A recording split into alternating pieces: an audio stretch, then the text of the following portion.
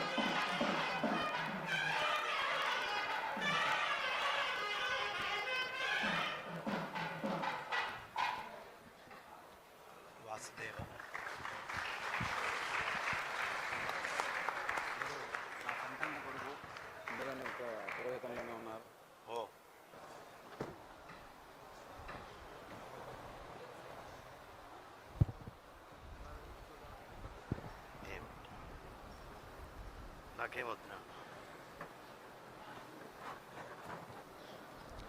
ఓం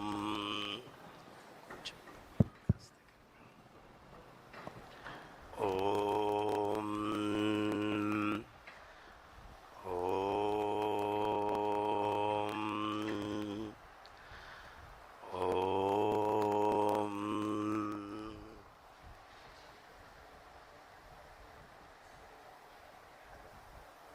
కరపత్రం ఏం ఉందా అంటే ఒకటి నాకు ఇవ్వలేదు.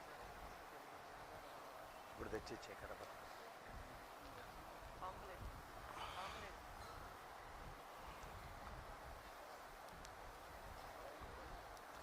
ఓం శ్రీ మహాగణాధిపతయే నమః.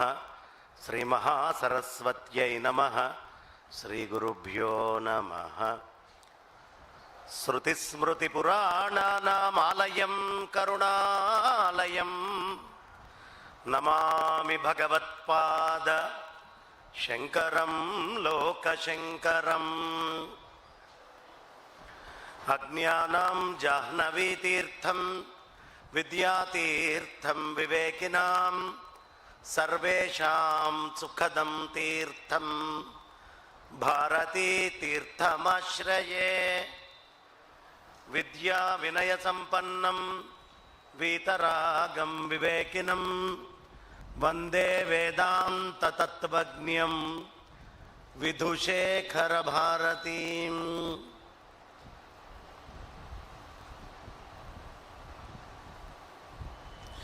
శారదా శరదాంభోజవదనా వదనాంబుజే సర్వదా సర్వదాస్మాకం సన్నిధిం సన్నిధిం క్రియాత్.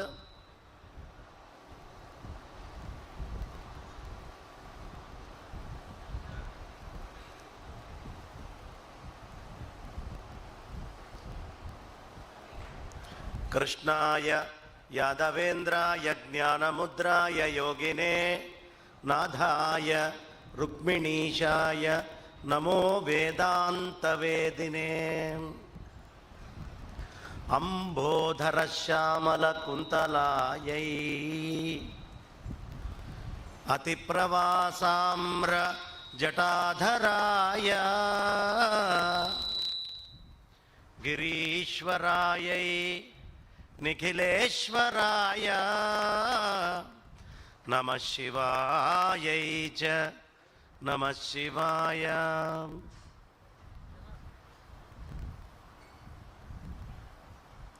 అగ్రతః పృష్ఠతశ్చైవ పార్శ్వతశ్చ మహాబలౌ ఆకర్ణపూర్ణధన్వానౌ రక్షేతాం రామలక్ష్మణౌ రక్షేతాం రామలక్ష్మణౌ రక్షేతాం రామలక్ష్మణౌ. అందరూ పెద్దగా ఒక్కసారి అనండి. దుర్గే దుర్గతి నాశిని, దుర్గే దుర్గతి నాశిని, దుర్గే దుర్గతి నాశిని. గోవిందా గోవిందా. అయ్యా గోవిందా అంటానికి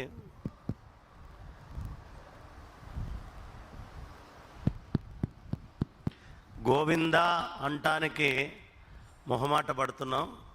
ఏమీ పర్వాలేదు. ఇవాళ గోవిందా అనకపోయినా ఏదో ఒక రోజు గోవిందా అంటాం ఖాయం. గోవిందా అనే లోపు ఎవడు గోవిందా అంటాడో వాడు అదృష్టవంతుడు. గోవిందా. చూసారా, గోవిందా అంటాం అనేది ఒక్కసారి గుర్తు చేస్తే ఖచ్చితంగా గోవింద బయటకు వస్తుంది తన్నుకొని లోపల నుంచి. కాబట్టి గోవిందనామస్మరణ తెలుగు వాళ్ళు ఖాయంగా చేసుకోవాలి. అంతవరం తిరుమలలో ఆ స్వామి అలా మనకు అనుగ్రహించాడు. కాబట్టి అమ్మని తలుచుకోవాలి, అయ్యని తలుచుకోవాలి. శ్రీమాత్రే నమః, శ్రీమాత్రే నమః, శ్రీమాత్రే నమః. నామము ఎప్పుడు అంటూ ఉండాలి. స్మరణము మరవకురా, నామస్మరణము మరవకురా, భగవన్నామస్మరణము మరవకురా. ఎప్పుడు మర్చిపోవద్దు భగవన్నామస్మరణము అని మనకి పెద్దలు చాలా విశేషంగా చెప్తూ ఉంటారు. ఏదైనా ఒక వస్తువు మొదలుపెట్టేటప్పుడు 3 అంశాలని పరిగణనలోకి తీసుకొని మొదలుపెట్టాలి. 1 దేశము, 2 కాలము, 3 వస్తువు. దేశం ఏమిటి?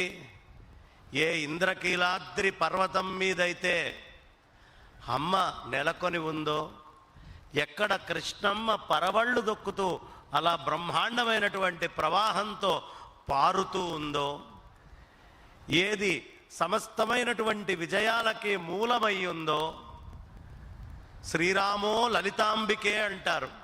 రామవరప్పాడులో ఆ బ్రిడ్జ్ దగ్గర ఆ లలితా అమ్మవారి యొక్క స్వరూపాన్ని తీసుకుంటూ వారాహి నవరాత్రుల ఆరంభకాలము, గుప్త నవరాత్రుల ఆరంభకాలములో చాలా విశేషంగా ఇక్కడ అయుతచండీ యాగాన్ని మనం అందరం నిర్వహించుకుంటూ ఉన్నాం.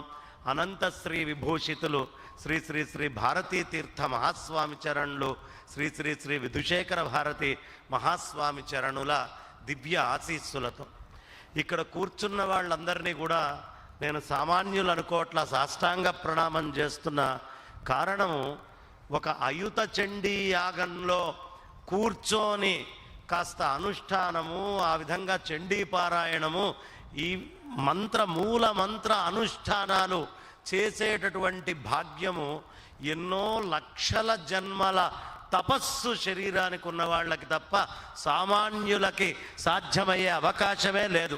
కాబట్టి అలాంటి మహాత్ములు ఉన్న ప్రదేశం.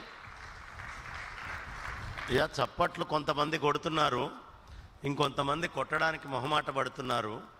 కానీ చప్పట్లు ఖచ్చితంగా కొట్టాలి. ఎందుకు కొట్టాలయ్యా అంటే, పక్కన ఎవడైనా నిద్రపోతే లేస్తాడు. గట్టిగా ఒకసారి మనందరం కరతాళ ధ్వనులతో, ఇవే మంగళధ్వనులు. పక్కన ఎవడో నిద్రపోతే లేస్తాడు అనగానే చప్పట్లు మోగినాయే. ఈ లోపల ఉన్న జీవుడు ఎంతకాలం నుంచి నిద్రపోతున్నాడండి? లేకపోతే ఈ పుట్టడం ఏమిటి, ఈ కష్టాలు ఏమిటి, అనుభవించడం ఏమిటి? పునరపి జననం పునరపి మరణం పునరపి జననీ జఠరే శయనం ఇహ సంసారే బహుదుస్తారే కృపయా పారే పాహి మురారే అని చెప్తారు. ఈ పుట్టడం పోవడం ఇదంతా దేనివల్ల జరుగుతోంది? కేవలము ఈ లోపల ఉండేటటువంటి జీవుడు మేల్కొని సత్యమైనటువంటి పరమాత్మని పట్టుకోకుండా మిథ్యా మాయామయమైనటువంటి సంసారాన్ని పట్టుకోవడం వల్ల వాణ్ణి లేపడానికి 5 కర్మేంద్రియ జ్ఞానేంద్రియాలని శబ్దబ్రహ్మము అనేటటువంటిది కలిపిలా కొడితే వచ్చేటటువంటి శబ్దబ్రహ్మమే మంగళధ్వనులు అంటాం. అందుకనే పూర్ణాహుతిలో వేసిన కళ్యాణం అప్పుడు చక్కగా మెడలో 3 ముళ్ళు వేసే సుముహూర్తమైన, జీలకర్ర బెల్లం పెట్టేటప్పుడైనా, ఏదైనా మహత్కార్యక్రమం జరిగినప్పుడైనా చప్పట్లు కొట్టడం ఏమిటి అంటే, నా కర్మేంద్రియ జ్ఞానేంద్రియ మనో సమేతముగా ఈ కార్యక్రమం నందు నేనున్నాను అని చెప్పడానికి మనందరం చప్పట్లు కొడుతూ ఉంటాం. అందుకోసం చప్పట్లు, ఈ ధ్వని అనేటటువంటిది. ఏమంటే ధ్వనికి అంత ప్రాధాన్యత ఉందా అంటే చాలా ప్రాధాన్యత ఉందండి. పూర్వం ఒకడు ఏమీ చదువుకోలేదు, ఎలా తెలియనటువంటి పరిస్థితి ఉంటుందో, ఎప్పుడైనా వైదికులు చక్కటి వేద పండితులు జ్ఞానులు కూర్చుంటే ఏముందిరా మనకు తెలియంది వీడు కొత్తగా చెప్పేది, ఇక్కడ కూర్చొని మనం వినాలా అని అనిపిస్తూ ఉంటుంది. కానీ ఒక గొప్ప విషయం ఏమిటయ్యా అంటే, ఇలాంటి పెద్దలున్నప్పుడు మాట్లాడితేనే మాట్లాడేటటువంటి వాడి స్థాయి ఏమిటి, అసలు వీడు అర్హుడా కాదా? పూర్ణ క్రిమిజాల సంకులం స్వభావ దుర్గంధమశేషమద్భుతం కళేబర్. నీ గోళ్ళు ఎంత అందంగా ఉన్నాయి, ఏది 2 గోళ్ళు కత్తిరించి చేతిలో పెట్టండి, అక్కడుంటే అందం, నీ చేతికి వస్తే పక్కన బారేస్తావు. నువ్వే కత్తిరించి బారేసుకుంటూ ఉంటావు అందంగా ఉన్నాయి అంటూనే. కాబట్టి అమేధ్యము, ఈ చీము, నెత్తురు, మాంసము, రక్తము, దీనిని చూసి మురిసిపోతూ ఉంటాం. నా అంతటి వాడు లేడు, నా అంత అనుష్ఠాత లేడు, నా అంత అందగాడు లేడు అని రకరకాలైనటువంటి మాయలు. ఎంత అందంగా ఉన్నావు, అంత నీ కండ ఎంత బాగుంది, అంత మాంసం తీసి చేతిలో పెడితే ఇస్తిరవతల బారేస్తాడు. నీ చర్మం ఎంత బ్రహ్మాండంగా ఉందో కాస్త బెరికి చర్మం తీసి చేతిలో పెడితే పారేస్తాడు. అశాశ్వతమైనటువంటి శరీరం ఇది, అమేధ్యముతోటి నిండి ఉంది. అమేధ్య పూర్ణ, కనీసం ఎక్కడైనా అమేధ్యం గాంధీ ఏదైనా ఉంటుందా అంటే లేదు, అమేధ్య పూర్ణ అన్నాడు. ఇంకా క్రిమిజాల సంకులం, కొన్ని కోట్ల క్రిములు ఎవడైనా పొరపాటున మైక్రోస్కోప్ పెట్టి చేతి మీద చూసుకుంటే రేపు అన్నం కలుపుకొని తినలేడు. అన్ని క్రిములు ఈ శరీరం మీద జీవిస్తున్నాయి. క్రిమిజాల సంకులం, ఇది ఎప్పుడు చెప్పిన మాట? మైక్రోస్కోప్ కనుక్కున్నప్పుడు కాదు, 1000 సంవత్సరాల క్రితం రంభాశుక సంవాదంలో శుకుడు రంభకి చెప్తున్నటువంటి మాట ఇది. క్రిమిజాల సంకులం అని అంటే కనిపించినటువంటి ఆ క్రిములని ఆనాడే ఆ మహాత్ములు దర్శించి చెప్పారు. క్రిమిజాల సంకులం ఏమిటయ్యా ఈ శరీరం? స్వభావ దుర్గంధం. ఒక్కరోజు వాసన, స్నానం చేయకుండా ఉండాలి. 2 రోజులు స్నానం చేయకపోతే మనమే వాసన పీల్చుకోలేం, మన పక్కన వచ్చి ఎవడు నిల్చుండే ప్రయత్నం కూడా చేయడు. స్వభావ దుర్గంధం. రోజుకొక సబ్బు, వాడు కాంతి ఏదీ లేదు, అమేధ్యం కూడా వాడే.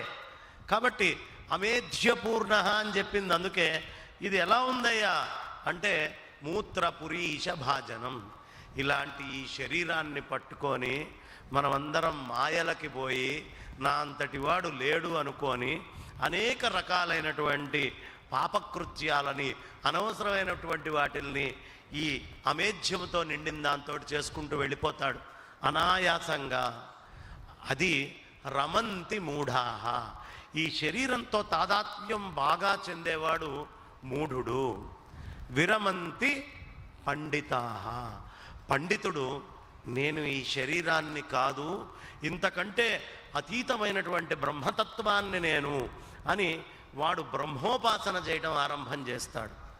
కాబట్టి బ్రహ్మోపాసన అనేటటువంటి స్థితికి వెళ్ళవయ్యా. ఈ అమేధ్యంతో ఉన్నటువంటి శరీరాన్ని నమ్ముకోవద్దు. ఇవాళ ఇక్కడ కూర్చున్నటువంటి ఈ వేదికలో ఉన్న ప్రతి ఒక్కళ్ళు ఈ అమేధ్య స్థితిని దాటి ఆ బ్రహ్మతత్వాన్ని చేరడం కోసం చేసేటటువంటి ప్రజయాలయ్య.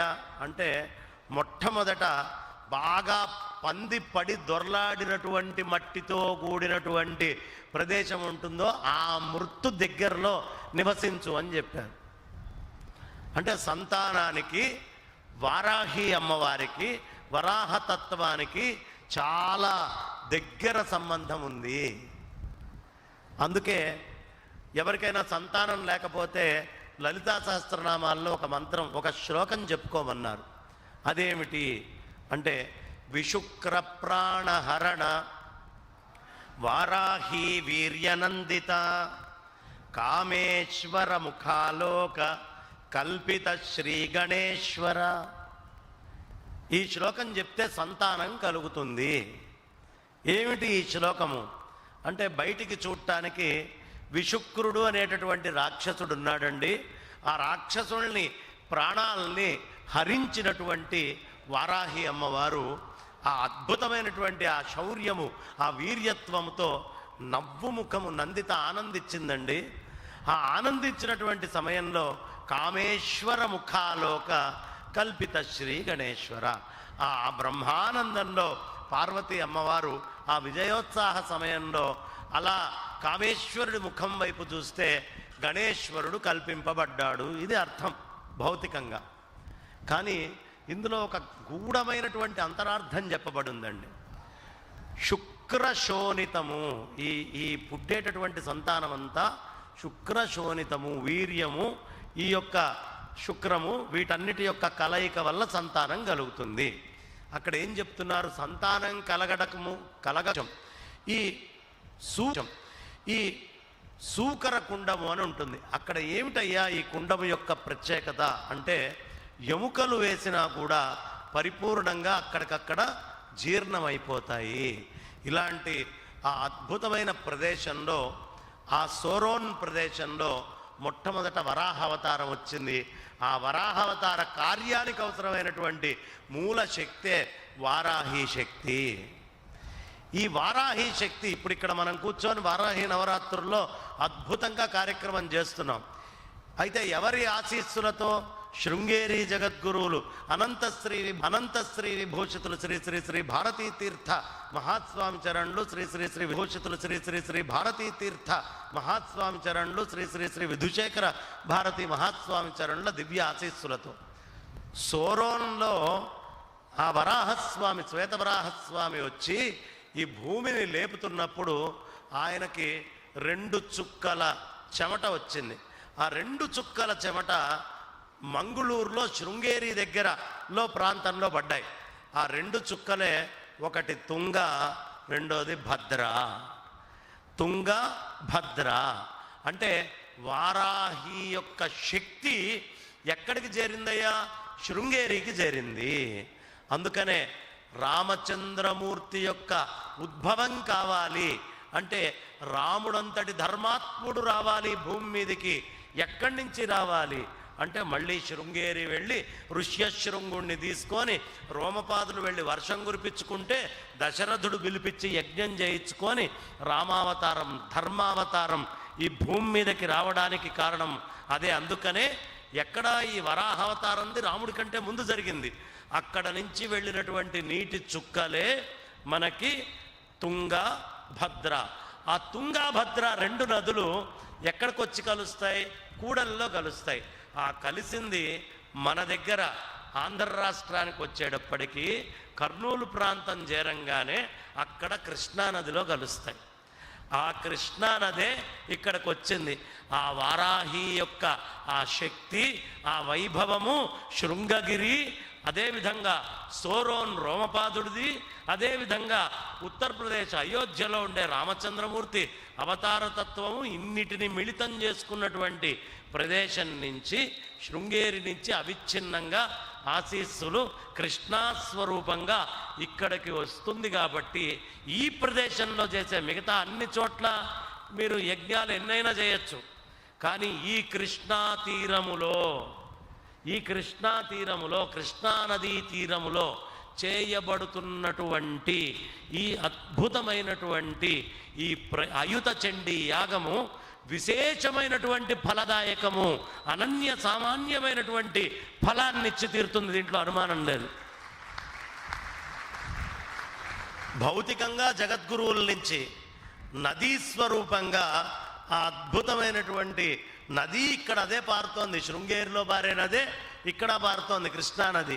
ఇక మూడవది అంతకంటే విశేషమైనటువంటిది, సరస్వతి అమ్మవారిని శంకర భగవత్పాదాచార్యులు వారు తీసుకొచ్చి శృంగేరిలో ప్రతిష్ఠ చేస్తే, అమ్మలగన్నయమ్మ ముగురమ్మల మూలపుటమ్మ చాలా పెద్దమ్మ సురారులమ్మ కడు పారడి బుచ్చడి అమ్మ తన్ను లోనమ్మిన వేల్పుటమ్మల మనమ్ముల అని మనం చెప్పుకునేటటువంటి అద్భుతమైన కనకదుర్గా అమ్మవారి యొక్క క్షేత్రం దగ్గర ఈ నదులన్నీ ఎలా కలిసినాయో, మహాకాళి, మహాలక్ష్మి, మహాసరస్వతి స్వరూపమంతా ఇక్కడికి చేరి సాకారంగా అమ్మ ఇక్కడ ఉంది. అదేవిధంగా అక్కడ సాకారంగా ఉండేది, నిరాకారంగా ఉండేటటువంటి తల్లిని వాసరలో వ్యాస మహర్షి సాకారం చేస్తే, ఆ తల్లిని తీసుకొచ్చి కలియుగం అంతా నువ్వు బ్రోయాలి అని సరస్వతి శక్తిని శృంగగిరిలో ప్రతిష్ఠ చేశారు శంకర భగవత్పాదాచార్యులు వారు. ఆ చైతన్యం కూడా ఈ నదిలోంచే వస్తుంది. చండీ మొత్తము ప్రధానంగా సరస్వతీ శక్తినే చాలా విశేషంగా చూపిస్తుంది అధ్యాయాల్లో. కాబట్టి ఆ సరస్వతీ శక్తి కూడా ఇక్కడ అద్భుతమైనటువంటి ప్రవాహ స్వరూపంలో వస్తోంది. లోక కల్పిత శ్రీ గణేశ్వర, అప్పుడు గణేశ్వరుడు వస్తాడు అన్నారు. గణపతి అంటే ఎవరండి? అమ్మవారి యొక్క కుటుంబాన్ని తీసుకుంటే వ్యక్త అవ్యక్త మహదహంకారాలు అని 4గా చెప్పబడతాయి. అవ్యక్తం పరమాత్మ శివయ్య, వ్యక్తము శక్తి, వ్యక్తావ్యక్త మూడోది మహత్, మహత్తు వినాయకుడు, అహం కుమారస్వామి. ఈ 4 మనకి చెప్పబడతాయి. మహత్ అంటే ఏమిటి అంటే, ఈ శరీరము పుట్టిందండి, పుట్టి బయటికి వచ్చింది. అది మాట్లాడకుండా ప్రాణం లేకుండా ఉంటే నిస్తేజం. కానీ ప్రాణము ఉండి, మనస్సు ఉండి, ఆనందం ఉండి ఇలా ఇలా ఇలా పెరుగుతూ పెరుగుతూ పెరుగుతూ పెరుగుతూ వెళ్ళిందనుకోండి, ఆ పెరగడాన్ని మహత్ అంటారు. మహత్ ఏమిటి? చక్కటి అభివృద్ధినే మహత్తు అంటాం మనం. ఎంత మహత్ అండి అంటే, మనకు కనిపించినటువంటి ఒక ప్రక్రియ ఈ శరీరంలో జరుగుతోంది. ఒక చెట్టులో, చీమలో, ప్రతి దాంట్లోనూ ఈ శక్తి ఉంది. కాబట్టి ఏమవుతోంది అంటే, మహత్తు అనేటటువంటిది ఉద్భవించిందయ్యా. శరీరము లోపల వీర్యము శుక్రము కలిసి దేహానికి అవసరమైనటువంటి అండంగా కామేశ్వర ముఖాలోక కల్పిత శ్రీ గణేశ్వర, చక్కగా ఆ రూపాన్ని ఆ తల్లి పొందింది. ఆ మహత్శక్తి వినాయకుడు వచ్చాడు. ఆ తర్వాత అహం స్ఫురణ, ఈ జీవుడు ఆ ఉపాధిలోకి ప్రవేశిస్తాడు చూడండి, అదే అహం స్ఫురణ. వ్యక్తావ్యక్త మహదహంకారాలు. ఈ శ్లోకం గనక ఎవరు బాగా పఠిస్తారో వాళ్ళకి సంతానలేమి అనేటటువంటిది ఉండే అవకాశమే ఉండదు. కాబట్టి ఈ వరాహానికి, వరాహశక్తి ఎక్కడ ఉంది? ఐం అనేటటువంటి శబ్దాన్ని భూతత్వానికే ప్రధానంగా వాడతాం మనం. కాబట్టి ఈ భూతత్వానికి ఐం, లం, గం 3 వస్తాయన్నమాట. ఎక్కువ ఆ గ్లం, ఆ గంకి గ్లౌం అనే శబ్దం ఎక్కడి నుంచి అయింది? గ అనే శబ్దం భూతత్వానిదే, గణపతికి సంబంధించిందే. గ్లౌం అనేటటువంటి భూతత్వ ముద్రని, ఐం అనేటటువంటి భూతత్వ ముద్రని తీసుకొని ఐం గ్లౌం ఐం అంటే గణపతిని అటు ఇటు పెట్టి ఈ వారాహి శక్తి అనేటటువంటిది 2 వైపుల నుంచి మనం తీసుకొచ్చి ఒడిసి పడతాము. అందుకనే మూల మంత్రంలో అమ్మవారికి చెప్పేటప్పుడు గ్లౌం ఐం అని ముగిస్తారు, ఐం గ్లౌం ఐం అని ఆరంభం చేస్తారు. ఈ ఐం గ్లౌం ఐం ఏదైతే ఉందో ఈ వారాహి శక్తే ఐం, ఆ గ్లౌం గణపతి శక్తి. ఈ 2 ఏదైతే నేను చెప్పానో శ్లోకము, ఆ శ్లోకముతో ఈ మొత్తం అవసరమైనటువంటి మూల తపోశక్తి మొత్తము కూడా అక్కడి నుంచి వచ్చి ఈ సృష్టి అంతా జరుగుతోంది. అందుకనే ఆ సోరోన్లో వరాహస్వామి అవతారం ఎత్తాక వైవస్వతమను కూడా అక్కడే ఉద్భవించి సృష్టి కార్యం చేయడానికి తను ఎంచుకున్నటువంటి ప్రదేశాల్లో ప్రధాన ప్రదేశంగా సోరోన్ని ఎంచుకున్నాడు. అక్కడి నుంచే భూమిని ఈయన ఉద్ధరించాడు. ఉద్ధరించిన భూమిలో ఆయన సృష్టి చేశాడు. మనువు గారు ప్రజాపతి మొత్తము సృష్టి చేసుకుంటూ వెళ్ళాడు. కాబట్టి సృష్టికి మూలమైనటువంటి రహస్యాలన్నీ కూడా ఈ మూలము రావడానికి ఈ వారాహి శక్తిలో ఉంటుంది. అందుకనే వారాహి శక్తికి అంత ప్రాధాన్యత. మీకు తురుష్కులు మన మీద దాడి చేశారు బాగా. ఔరంగజేబు, బాబరు, హుమాయూను, అంతకుముందు మాలిక్ కఫూరు అందరూ కూడా తురుష్కులు మన మీదకి వచ్చారు. హిందూ సామ్రాజ్యం అనేది లేకుండా పరిపూర్ణంగా భ్రష్టు పట్టిస్తున్న సమయంలో ఒక అద్భుతం జరిగిందండి. వరంగల్ ప్రాంతానికి విద్యారణ్య యతీంద్రుల వారు ప్రతి బ్రాహ్మడు తెలుసుకొని తీరాలి, ప్రతి హిందువు తెలుసుకొని తీరాలి, ప్రతి సనాతన ధర్మ అనుయాయి ఈ విషయాన్ని తెలుసుకోవాలి.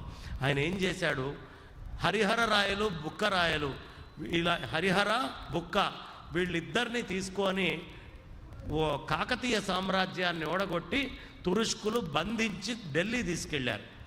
తీసుకెళ్ళి బలవంతంగా ఇస్లాం మతం ఇప్పించారు. వాళ్ళకి బలవంతంగా ఇస్లాం మతం ఇచ్చారు. ఇచ్చిన తర్వాత వాళ్ళు ఆ బాధతో తిరిగి మళ్ళీ వస్తున్నప్పుడు హంపీ ప్రదేశం చేరారు. అక్కడ విద్యారణ్య స్వామి వారు అనుష్ఠానం చేసుకుంటున్నారు. భువనేశ్వరి తంత్రముతో ఆయన అనుష్ఠానం చేస్తున్నారు. చేస్తుంటే ఈ హక్కా బుక్కాగా పేర్లు మార్చబడ్డటువంటి వీళ్ళిద్దరు వచ్చారు. వాళ్ళ బాధ మొత్తం ఈయనకు చెప్పుకున్నారు. మీరు సామ్రాజ్య స్థాపన చేసి హిందూ ధర్మాన్ని పరిరక్షించడానికి, సనాతన ధర్మాన్ని పరిరక్షించడానికి సంసిద్ధమా అన్నాడు. సంసిద్ధం స్వామి అన్నారు. అయితే నాతో పాటు నడవండి అన్నారు. కొద్ది దూరం వెళ్ళిన తర్వాత ఒక కుందేలుని, సాధారణంగా వేట కుక్కలు తరుముతాయి, కానీ ఈ ప్రదేశంలో కుందేలు వేట కుక్కల్ని తరుముతోంది. ఇక్కడ మనం సామ్రాజ్య స్థాపన చేద్దామన్నారు. ఆ ప్రదేశాన్నే ఆనెగొంది అంటారు. మొట్టమొదట ఆనగొందిలో సామ్రాజ్యం స్థాపించడం మొదలుపెట్టారు. మరి సామ్రాజ్యం నిలవాలంటే ఏ శక్తి కావాలండి? ఒక్క విద్యారణ్యుల వారు అద్భుతంగా చెప్పారండి. వారాహి శక్తి ఉంటేనే సామ్రాజ్య స్థాపన చేసి నిలబెట్టగలము అని. ఏం చేశారు విద్యారణ్యుల వారు అంటే, చిన్న రాజ్యం కట్టారు. భువనేశ్వరి తంత్రంతో పైన ఆకాశంలోంచి ధనమంతా వచ్చి పడ్డది. లక్ష్మీ అమ్మవారు అనుగ్రహించింది. బాగా రాసులు కురిసినాయి. ఈ కురిసినటువంటి రాసుల్లో వీధుల్లో పడ్డవన్నీ రాజ్యానివి, ఇళ్లల్లో పడ్డవన్నీ మీరు తీసుకోండి అని చెప్పారు విద్యారణ్యుల వారు. ఈ సృష్టిలో రెండు సందర్భాల్లో సాధారణంగా కసుము ఇంట్లో నుంచి బయటికి ఊడుస్తారు. బయట నుంచి ఇంట్లోకి కసుము ఊడ్చుకున్నటువంటి సందర్భాలు రెండు సార్లు శంకరాచార్యుల వారే కల్పించారు. మొట్టమొదట ఆదిశంకరులుగా వచ్చి కనకధారాస్తవం చదివినప్పుడు, బంగారపు ఆమ్ల వర్షం కురిచినప్పుడు ఆ తల్లి కసుము ఇంట్లో కూర్చుకుంది మొత్తం అంతా కూడా. ఆ తర్వాత ఇంట్లోకి కసుము ఊడ్చుకున్నటువంటిది అదే శంకరాచార్య స్వరూపమై శృంగేరికి 12వ జగద్గురువులైనటువంటి విద్యారణ్య యతీంద్రుల వారు ఆయన ఆ భువనేశ్వరి తంత్రంతో కురిపించినప్పుడు కనకవర్షాన్ని అప్పుడు మళ్ళీ ఇళ్లల్లో ఊడ్చుకున్నారట. ఆ ఒక్కరోజు, ఈ 2 రోజులు మాత్రమే ఇలా ఊడ్చుకోవడం అయింది. చక్కగా లోపలికి ఊడ్చుకున్నారు. అప్పుడు రాజ్యాన్ని కొత్తగా గమనించండి. మన వ్యాపార సంస్థలన్నిట్లో కూడా ఎక్కడ హిందువులు వ్యాపారం చేస్తున్నారో ఆ అన్ని ప్రదేశాల్లో కూడా ఖచ్చితంగా వరాహస్వామి వారి యొక్క చిత్రపటం ఉండాలి. వేషం వేసి పొరపాటున కూడా వాళ్ళు వరాహాన్ని పెట్టుకోరు. ఇది తెలియాలి. మన ధనం మన చుట్టే తిరగాలి అంటే ఏం చేయాలి? మొదటిది, ఆయన ఏం చేశాడు, వరాహాన్ని పెట్టి, బాబు నువ్వు ఢిల్లీ వెళ్ళండి, హరిహర బుక్కరాయల్ని పంపించాడు. మాది చిన్న రాజ్యం అండి, మీతోటి సంధి చేసుకుందాం అనుకుంటున్నాం, మీ అదుపు ఆజ్ఞల్లో మేము నడుస్తాము, మా రాజ్యం యొక్క పతాకం గుర్తు పందండి, మా ధనము వరాహాలండి, ఎన్ని వరాహాలు ఇవ్వమంట? చిచ్చి సువర్క బచ్చ, నాకొద్దు, నీ పంది వద్దు, నీ రాజ్యం వద్దు, నువ్వు నాకు సామంతుడు వద్దు, నువ్వు నీ ఇష్టం వచ్చినట్టు నీ చిన్న రాజ్యాన్ని ఉంచుకో అన్నారు. వరాహాలని కూడా తీసుకోలేదు వాళ్ళు. ఇది ముందే ఆలోచించారు విద్యారణ్యుల వారు. వరాహాన్ని తురుష్కులు తీసుకోరు అని వెంటనే వరాహాలని సృష్టి చేశాడు. చూడండి బ్రాహ్మడి యొక్క మేధ గొప్పతనం ఎంతదో. వెంటనే ఇక్కడికి వచ్చారు. ఇండిపెండెంట్ రాజ్యంగా మెల్లిగా చుట్టూతా గెలుచుకుంటూ విజయనగర సామ్రాజ్యం ఎక్కడి దాకా పాకిందో తెలుసా అండి? మధ్యప్రదేశ్, ఒరిస్సా, గోవా, కేరళ, తమిళనాడు, కర్ణాటక, ఆంధ్రప్రదేశ్, తెలంగాణ, మహారాష్ట్ర, ఇన్ని చోట్లకి మొత్తము ఈ అద్భుతమైనటువంటి సామ్రాజ్యాన్ని విస్తరింపజేశారు విద్యారణ్య యతీంద్రుల వారు. కేవలం వరాహము అనేటటువంటి దాన్ని గుర్తుగా తీసుకొని ఆయన అదొక్కటే చేయలా, మనకు ఆదర్శంగా చాలా విషయాలను వదిలిపెట్టేశారు. మనం అనుకుంటాం ఈ వీసా, ఈ అద్భుతమైనటువంటి విదేశాలకు వెళ్ళాలంటే సిస్టము ఇవన్నీ ఇప్పుడు కనుక్కున్నారని కాదు. హంపీలో 2 లక్షల ఎకరాలలో సామ్రాజ్యాన్ని కట్టి లోపలే ఉండేటటువంటి జనమందరికీ భోజనాలు అన్నీ, ఒక 100 ఏళ్ళు యుద్ధం జరిగిన లోపల వాళ్ళకి భోజనానికి ఢోకా లేకుండా అన్ని వసతులు లోపల ఏర్పాటు చేశారు విద్యారణ్యుల వారు. హంపీలో అద్భుతంగా 4 వైపులా గోడలు కట్టించేశారు. కట్టించి ఆ ఎదురుగుండా పందుల బొమ్మలు పెట్టేవాళ్ళండి. ఎక్కడో ఒక చిన్న రంధ్రం పెట్టేవాళ్ళు. పెట్టి ఆ సామ్రాజ్యానికి ఒక గుర్తు పెట్టారు. అదేమిటయ్యా అంటే, ఎవ్వడు ఆ క్యాపిటల్ సిటీలోకి, రాజధానిలోకి అడుగు పెట్టాలన్నా ఈ పందికి ముద్దు పెట్టిన తర్వాత తప్ప లోపలికి వెళ్ళటానికి వీలు లేదు. కానీ అక్కడ మనుషులు ఎవ్వరూ కనిపించరు. ఎక్కడో చిన్న రంధ్రంలోంచి చూస్తారు. ఎవడు ముద్దు పెట్టకుండా లోపలికి వెళ్తాడో వాడి మీద ప్రత్యేకమైన నిఘా పెట్టించేవాడు విద్యారణ్య యతీంద్రుల వారు. ఎందుకు? వాడు తురుష్కుడైనా అయ్యి ఉండాలి, గూఢచారైనా అయ్యి ఉండాలి అనే ఉద్దేశ్యంతో ఈ గుర్తుకి ఎవడెవడు ముద్దు పెట్టాడో వాళ్ళందరినీ, అంటే బ్రాహ్మడి యొక్క ఆలోచన విధానం ఈ ధర్మాన్ని కాపాడడంలో ఎలా ఉండాలి, మన పాత్ర ఎంత గొప్పది, అన్ని కులాల్ని ఎలా కలుపుకుంటూ వెళ్ళాలి, ఈ ధర్మాన్ని ఎలా నిల్చోబెట్టాలి, ఇది విద్యారణ్య యతీంద్రులు చేసింది. ఈ పనిని మనమందరం కూడా ఈ ధర్మాన్ని కాపాడటం కోసం బ్రాహ్మణానాం అనేకత్వం అయితే అయ్యుండొచ్చు కాక, కానీ ధర్మ పరిరక్షణ విషయంలో ఏకవాచ్యంతో మనమందరం అడుగులు ముందరికి వేయాలి. అది గొప్పతనం. అక్కడ రెండో మాట రాకూడదు, అందరిది ఒకటే మాట. ధర్మము విషయంలో ఒకటేనయ్యా. నువ్వు ముహూర్తం పెడితే నీ ముహూర్తాన్ని ఖండించడానికి నా విద్వత్తంతా నేను చూపిస్తా. నువ్వు మంత్రం చెప్తే నువ్వు ఏ గ్రంథం తీసావో దానికి ఆధారమైనటువంటి వేరే గ్రంథాలు, ఇవన్నీ విద్య పెరగడానికి పనికొస్తాయి.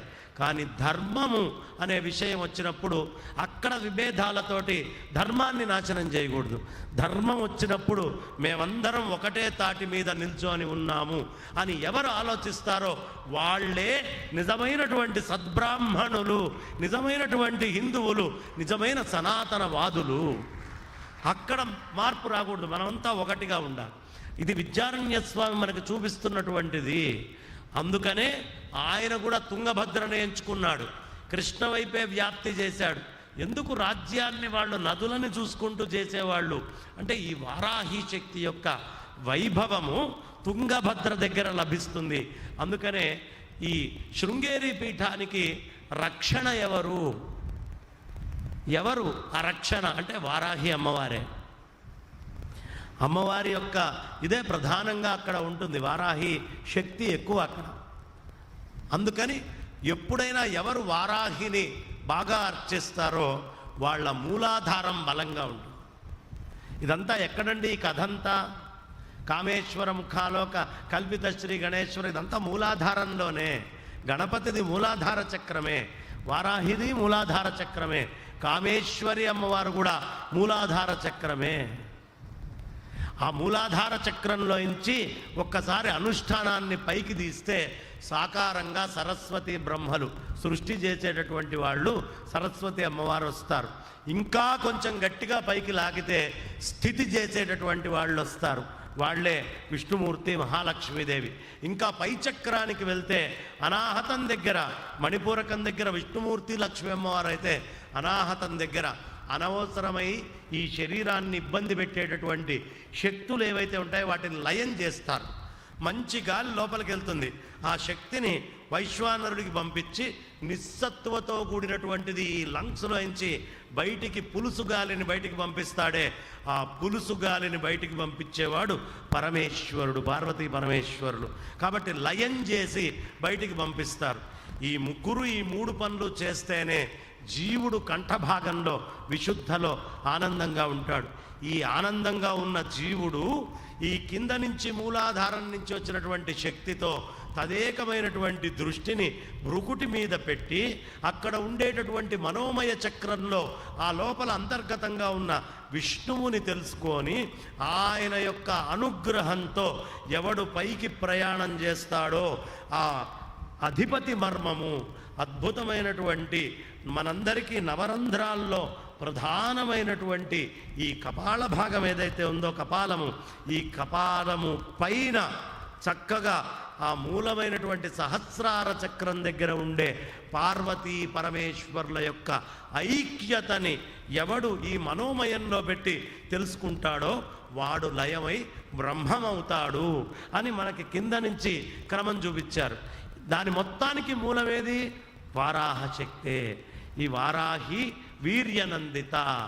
ఎవడు వారాహిని బాగా అనుష్ఠానం చేస్తాడో, మీకు తెలుసో తెలీదో ఇప్పుడంతా మనకి బాగా లెట్రిన్లు ఇవి వచ్చి సంతానాన్ని కనేటటువంటిది తగ్గిపోయింది.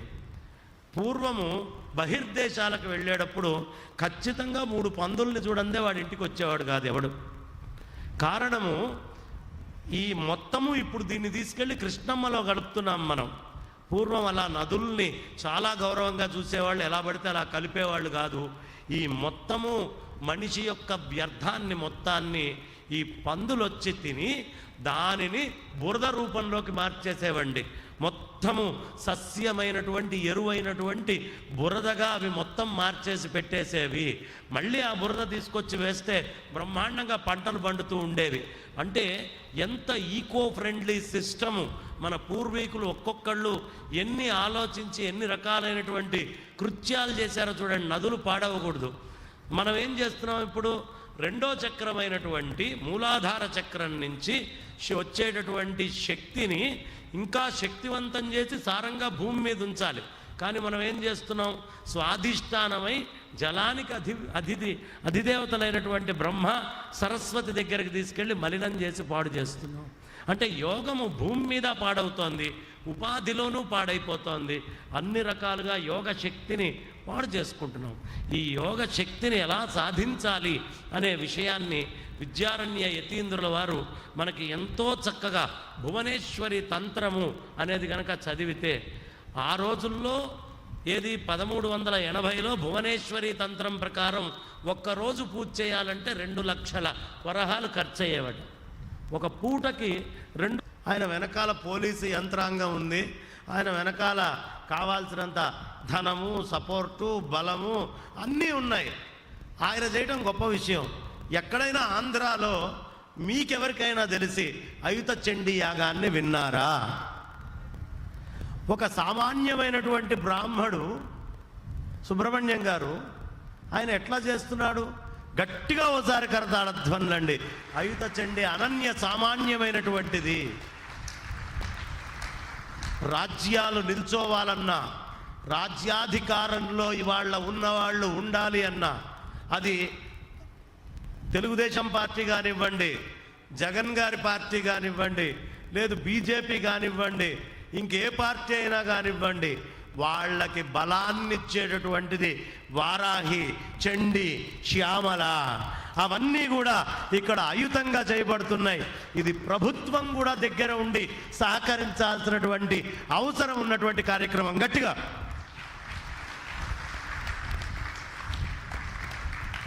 ప్రభుత్వం సహకరించాలండి దీనికి. ఇదేమి సామాన్యుడు కాదు, జమీందారులు కూడా భయపడేటటువంటి కార్యక్రమము. ఇంతమంది బ్రాహ్మణులను చూడటానికి బాగుంటుంది, సంభావన ఇచ్చేనాడు సామాన్యంగా ఉంటుందా? అదెంత కఠినం, చిన్న విషయం కాదు కదా. దక్షిణ వచ్చే రోజు కాబట్టి ఎంతో సాహసంతో ఇంత వ్యవస్థ చేసి ఇంతమందికి భోజనాలు ఏర్పాటు చేసి ఇన్ని కుండాలు అక్కడ ఏర్పాటు చేసుకుంటూ ఇంతమందితో పారాయణలు చేయించి దేనికోసం చేస్తున్నారు అంటే నాకు త్యాగరాయస్వామి వారి కీర్తన ఒకటి గుర్తొస్తుందండి. త్యాగరాయస్వామి వారు కీర్తన పాడుతూ దండము పెట్టేరుగా కోదండపాణి నమ్మరా. దండం పెడుతున్నానయ్యా కోదండపాణి, నమ్ము. పేరుకా ప్రతిష్టక, పేరు కోసమా ప్రతిష్ట కోసమా? ఊరక నిన్ను నమ్మితి, నిన్ను ఊరికినే నమ్మానయ్యా నేను. ఊరివారు వీధివారు ఒక్క జాతి వారు గారు చేయి బట్టి విడువబోకు రామా అంటాడు త్యాగరాయస్వామి వారు. నాయనా నేను పేరు కోసమో ప్రతిష్ట కోసమో ఇది చెయ్యట్లేదు. ఈ ఊర్లో వాళ్ళు, ఈ వీధిలో వాళ్ళు, వీళ్ళెవరు ఒక్క జాతి వాళ్ళు కాదు. వాళ్ళందరి చేయి బట్టి నువ్వు విడవకుండా దగ్గరికి తీసుకొని వెళ్ళు రామా అని ప్రార్థన చేస్తున్నాడు. ఇవాళ మన సుబ్రహ్మణ్యం గారు చేస్తుంది కూడా అదే. పేరుకా ప్రతిష్టగా అండి, పేరు ప్రతిష్టలు ఏమి ఉండవు. ఒకసారి దీక్షలో కూర్చున్నప్పుడు శరీరం యొక్క ఉష్ణస్థితి, వాతావరణం మొత్తం మారిపోతుంది. నేను సహస్ర చండీ యాగాలు 2 చేసి నేను ఇట్లా జబ్బలు తరుచుకుంటా, అబ్బా నేను 2 సహస్ర చండీ చేశా అని ఆయన్ని చూశాక అర్థమైంది. చేతులు కట్టుకొని అయిత చండీ అనేది కూడా ఒక బ్రాహ్మడు సంకల్పం చేస్తే ఘనంగా చేయొచ్చు. దీనికి జమీందారులు, రాజులు అవసరం లేదు, సంకల్ప బలం ఉంటే చాలు. అది ఈ వారాహి నవరాత్రుల్లో మీరు కొడుతున్నటువంటి చప్పట్ల వల్ల నాకు ధైర్యం వచ్చిందండి. ఆయన ఎట్టి పరిస్థితుల్లో దీన్ని దిగ్విజయం చేసి పరిపూర్ణంగా పూర్తిగా బయటికి వస్తారు. ఇవే మీ చప్పట్ల రూపంలో వస్తున్నటువంటి ఆశీస్సులు, అమ్మ కొడుతున్నటువంటి ఆశీస్సులు అనుకుంటున్నాను నేను.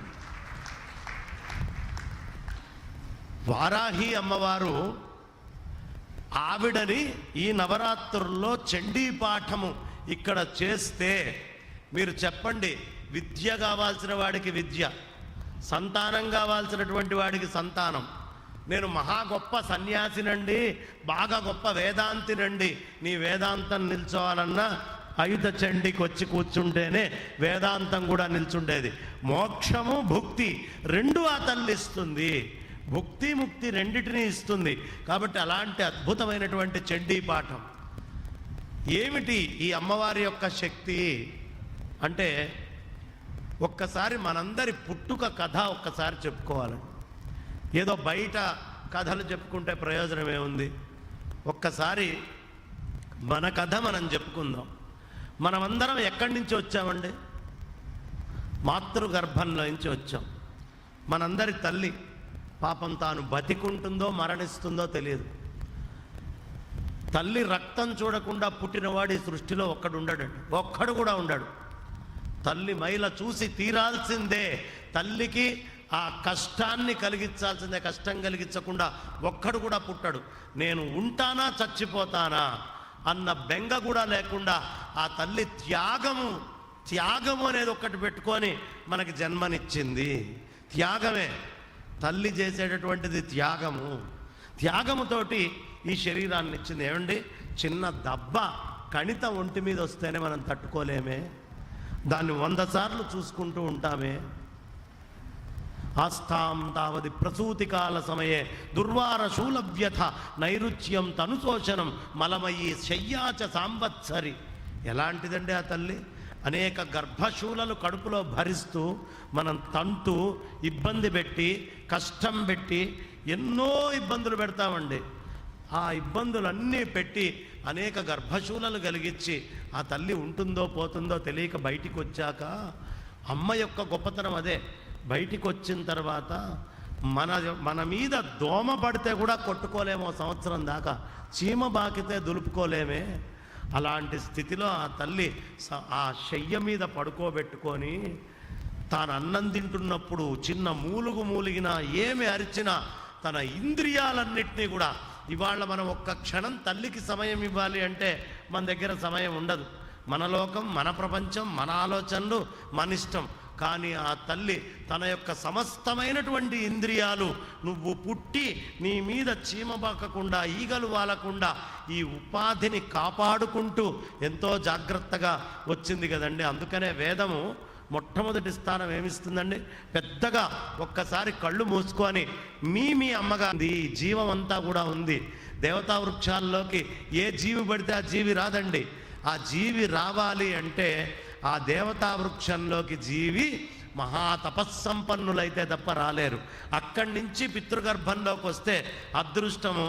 అదే వాడు పొరపాటున ఆసురీ వృక్షాల్లోంచి పుడితే పుట్టిన దగ్గర నుంచి వాడు లక్షణం చూపిస్తాడు. తల్లి అంటే గౌరవం ఉండదు, తండ్రి అంటే గౌరవం ఉండదు, నరకం చూపిస్తూ ఉంటాడు, డబ్బు అంటాడు, ఎగబడుతూ ఉంటాడు, ఇబ్బందులు పెడతాడు, కామ క్రోధ లోభ మద మాత్సర్యాలు మోహాల్లోకి పడి కొట్టుకుపోతూ ఉంటాడు. అలా పోకూడదు అంటే మనం దేవతా వృక్షాలకి పూజ చేసి దేవతా వృక్షముతో రుణము ఏ దంపతులు ఉంచుకుంటారో ఆ దంపతులకి ఉత్తమ సంతానం కలుగుతుంది. అందుకని వృక్షాలని పూజ చేస్తాం. అందుకని మంచి మంచి సమిధలు తీసుకొని వచ్చి హవనాలు చేస్తాం. ఆ వాసన రూపంలో నాలోకి వెళ్ళాలి అని మంచి మంచి దేవతా వృక్షాలని ప్రసాదంగా తీసుకొచ్చి అక్కడ వాడతాం. దేవతా వృక్షాల్లో నుంచి వచ్చేటటువంటి వాటిల్నే తీర్థాలలోకి వాడతాం. ఇవన్నీ ఎందుకు వాడుతున్నాం? ఈ ఇంట్లో దేవతలు పుట్టాలి. ఆవులలో నుంచి వచ్చేటటువంటి పాలనే ఎందుకు వాడతాం? ఈ ఇంట దేవుడు పుట్టాలి. అందుకే సంస్కారాలు చేస్తాం.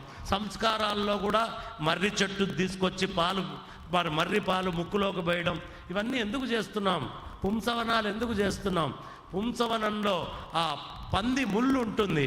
పంది ముళ్ళు సీమంతం తీసుకొని సీమంతం వచ్చినప్పుడు ఇక్కడ సీమంతోన్నయనంలో ఎందుకు పంది ముళ్ళే తీసుకుంటారు అంటే వారాహి శక్తిని అక్కడ చూపిస్తున్నారు.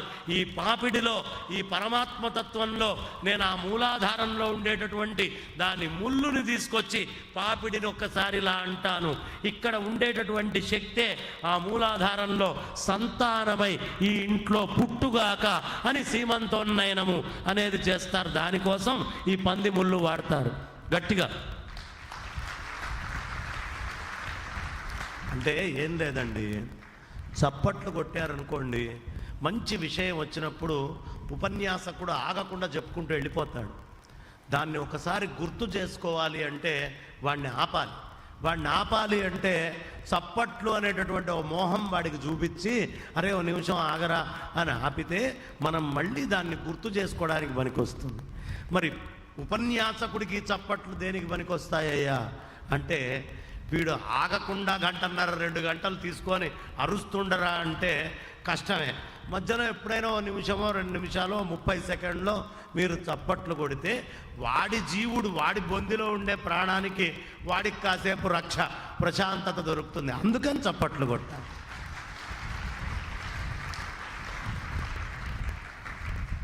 కాబట్టి ఈ వరాహతత్వము అనేది సంతానానికి ఎంత ప్రధానమో గుర్తుంచుకోండి. దాన్ని చీదరించుకోవడం, అసఖ్యించుకోవడం ఈ పనులు చేస్తాం. చాలా బలంగా ఉంటుందండి. పంది యొక్క బలం ఎంతయ్యా అంటే పంది పిల్ల కింద పడితే లారీ దాని మీదకి ఎక్కితే లారీ అవతల బోల్తా పడాల్సిందే కానీ పంది పిల్లకి దాని ఎముక కూడా ఎరగదు. అంత బలంగా ఉంటుంది అది. ఆ బలము నా సంతానము యందు రావాలి. ఆ మృత్తుక, ఆ ఎముక బలం ఏమిటి? మొత్తము మృత్తే కదా. మన మృద్బలం ఏమిటండి? ఎముకలు. మనకి ప్రతిదానికి, మనకి అన్నిటికీ ప్రతిదానికి చెప్పారు. ఎముకల మధ్యలో మజ్జ దేని వల్ల వస్తుందండి? నెయ్యి వల్ల వస్తుంది. బాగా ఆవు నెయ్యి వాడితే మజ్జ ఎప్పుడూ అరిగిపోదు. మనిషికి బాగా బలంగా ఉంటాయి చేతులు కాళ్ళు. మజ్జ ఉండాలి అంటే అది కావాలి. ఈ అస్థులన్నీ కూడా మట్టితోటి కూడినటువంటివి. ప్రాణాలన్నిటికీ జలాలు కారణము, నీరు ప్రాణానికి ప్రాణోవా. అందుకనే మనకి ఆపము గురించి చెప్పినప్పుడు ఆపాన్ని ప్రాణంతో చూపిస్తారు. నిత్యం మనం చెప్పుకునే మంత్రమే కలశాన్ని పూజించేటప్పుడు. ఆపోవా ఇదగుం సర్వం విశ్వాభూతాన్యాప ప్రాణావా ఆప. నీళ్లే ప్రాణానికి మూలం. కాబట్టి ఇవన్నీ మనకు కేటగారికల్గా చెప్తూ వస్తూ ఈ మృత్యుకి కారణమైంది ఎముకల్లో బలం మట్టి వల్ల వస్తుంది. ఆ ఎముకల్లో బలం ఉన్న గట్టి ప్రాణి ఏనుగునైనా గుద్దితే పోతుందండి. గట్టికి గుద్దితే పంది పోదు. ఆ ఎముక అంత బలంగా ఉంటుంది. అది దేనివల్ల? భూతత్వ శక్తికి మొత్తానికి మూలం. అందుకనే దాన్ని చూపించేటప్పుడు వరాహానికి కూరలు తీసుకొని వచ్చి దంతాలు చూపిస్తారు. మహాబలిష్టమైనటువంటి దంతాలండి, మామూలు దంతాలు కాదు. ఆ దంతాన్ని ఎందుకు చూపిస్తారు అంటే, ఇంత గట్టిగా ఉంటుంది అబ్బాయి ఈ వారాహి శక్తితో పెట్టుకుంటే అని చూపించడానికి ఆ కూరలు చూపించడం అనేది జరుగుతుంది. కాబట్టి ఎక్కడి నుంచి వచ్చాం మనం? భూమిలో నుంచి వచ్చాం. కాబట్టి భూమాతకి మనం నమస్కరించుకుంటాం. జనని జన్మభూమిశ్చ. వాడు ఎక్కడైనా తిరగనివ్వండి, అమలాపురంలో పుట్టినవాడు అబ్బబ్బా మా అమలాపురం అండి అంటాడు. వాడు హైదరాబాద్లో ఉన్నా, విజయవాడలో పుట్టిన వాళ్ళు బా ఎంత ఎండ ఉండనివ్వండి, చెమటలు పోయనివ్వండి, మా విజయవాడేనండి, ఏమందమండి అంటారు. ఎందుకు? జనని జన్మభూమిశ్చ. కాబట్టి ఈ భూమి యందు, మరి భూమిలోకి నువ్వు ఎక్కడి నుంచి వచ్చావయ్యా అని ప్రశ్న వేశారు. భూమిలోకి ఎక్కడి నుంచి వచ్చాం మనం అందరం తెలియాలిగా. చెట్టు భూమి వల్ల వచ్చింది.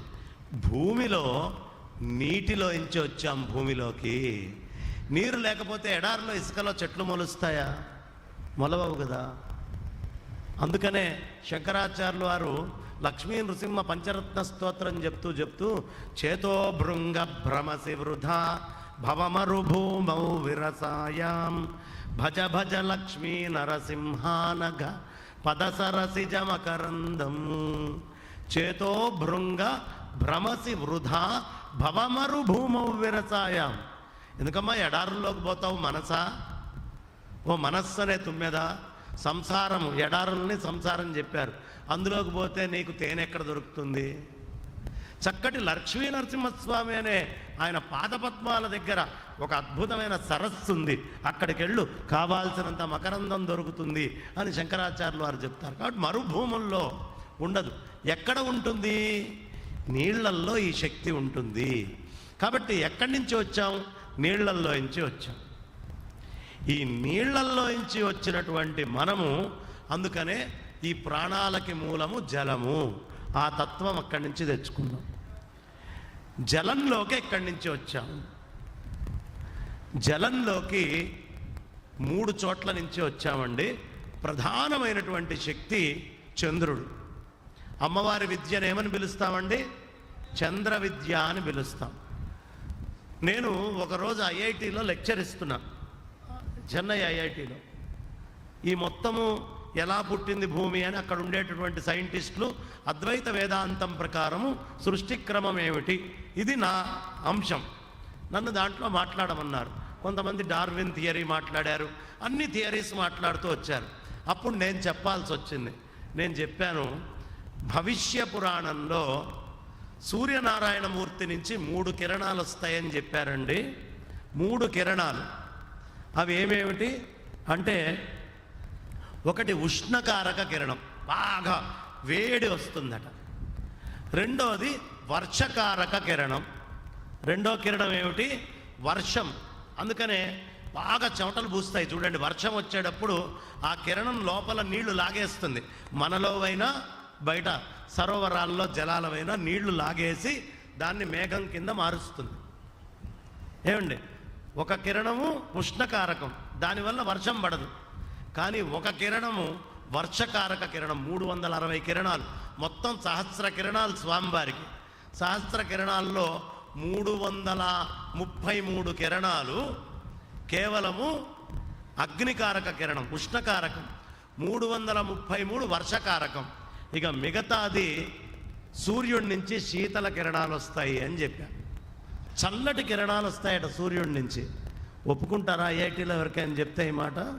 ఏమండి, సూర్యుడి నుంచి చల్లటి కిరణాలు వస్తాయి. మరి నాకు ఎంత ధైర్యం ఉండాలి? అక్కడ కూర్చున్నటువంటి వాళ్ళందరూ ఐఐటి లెక్చరర్స్ కూర్చున్నారు.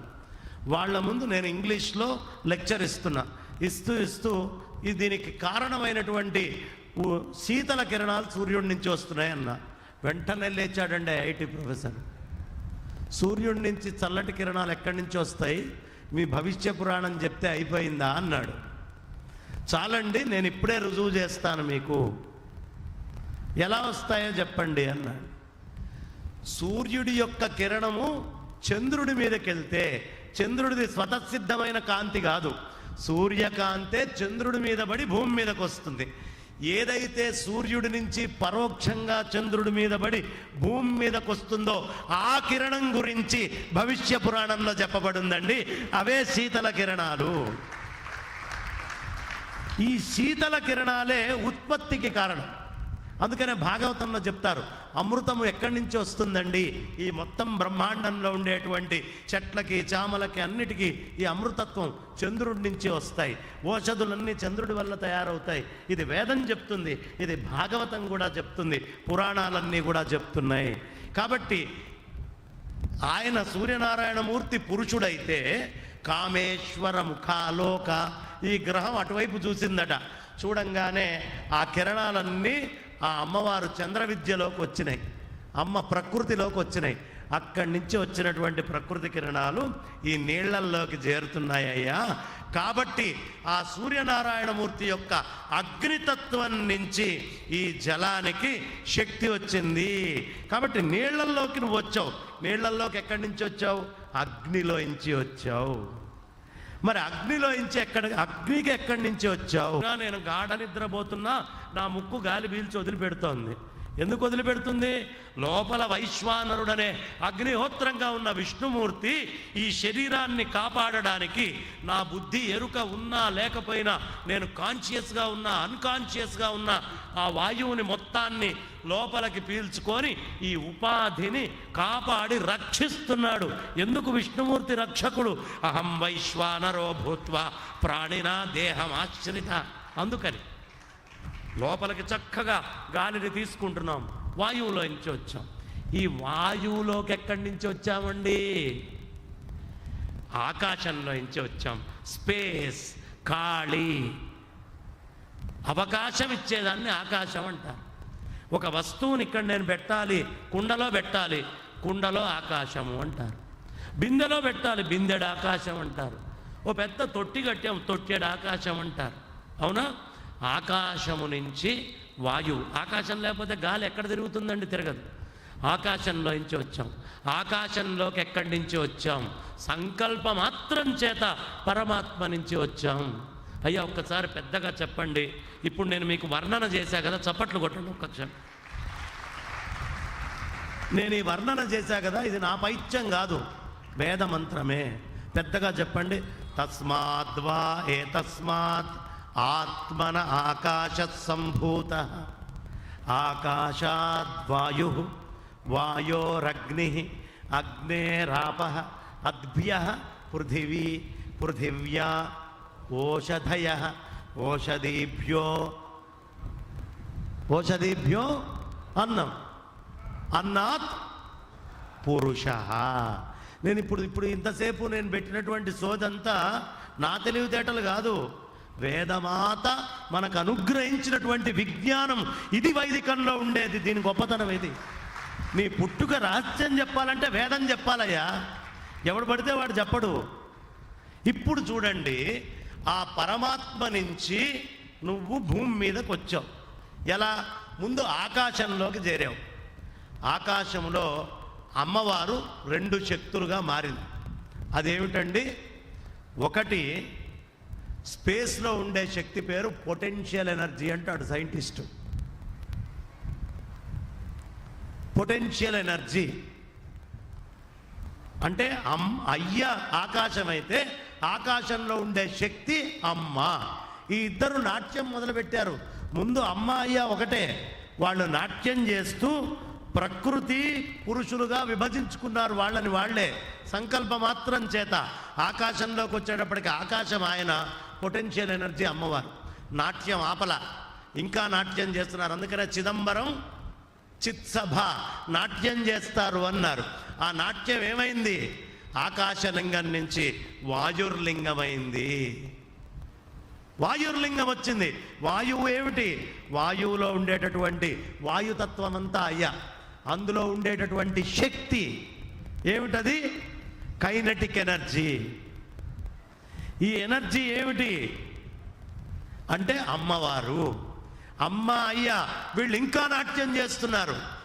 అక్కడికి ఆగల, ఇంకా నాట్యం చేస్తున్నారు. చేసేటప్పటికి మూడో శక్తి వచ్చింది. ఏమిటది? అగ్ని. ఆకాశం నుంచి చేసిన ఆత్మతత్వం నుంచి ఆకాశతత్వంలో నాట్యం చేశారు ఇద్దరు. ఆకాశతత్వంలో నాట్యం చేస్తూ వాయుతత్వంలోకి అడుగుపెట్టారు. వాయుతత్వంలో నాట్యం చేస్తూ అగ్నితత్వంలోకి వచ్చారు. అగ్నితత్వంలోకి వచ్చేటప్పటికి అగ్ని అయితే అమ్మవారు థర్మల్ ఎనర్జీ, ఉష్ణ శక్తి అయింది. ఇద్దరూ ఒకటే, కానీ తనని తాను రెండుగా విభజించుకున్నాడు స్వామి. ఇంకా నాట్యం ఆపలేదు, ఇంకా నాట్యం చేస్తూనే ఉన్నాడు. ఆ నాట్యం చేస్తూ ఉంటే జలం వచ్చింది, అగ్ని నుంచి జలం వచ్చిందండి. అదేంటండి మంట నుంచి నీళ్ళు వచ్చినాయి అంటారు అంటే, నీళ్ళకి ఇంగ్లీష్ వాడు సైన్స్ వాడు ఇచ్చిన ఫార్ములా ఏమిటి? H2O. H2 అంటే 2 హైడ్రోజన్ మాలిక్యూల్స్. హైడ్రోజన్ అంటే అగ్ని, దాని వెనక ఉన్న మాలిక్యూల్ ఆక్సిజను. ఈ అగ్ని వాయువులు రెండు కలిస్తే H2O వచ్చిందయ్యా, ఇవే నీళ్లు అన్నాడు. నీళ్లు వచ్చేటప్పటికి ఏమైంది? నీళ్లు మొత్తము స్వామి అయితే ఆ నీటిలో ఉన్నటువంటి శక్తిని థర్మల్ ఎనర్జీ అన్నారు. థర్మల్ ఎనర్జీ, థర్మల్ ఎనర్జీగా మారింది. హైడ్రల్ ఎనర్జీగా మారింది. హైడ్రల్ పవర్ స్టేషన్స్ అంటుంటాం, హైడ్రో పవర్ అని. హైడ్రల్ ఎనర్జీ అమ్మవారు అయింది. ఇంకా నాట్యం చేస్తున్నారట వాళ్ళిద్దరూ. నాట్యాన్ని ఆపల.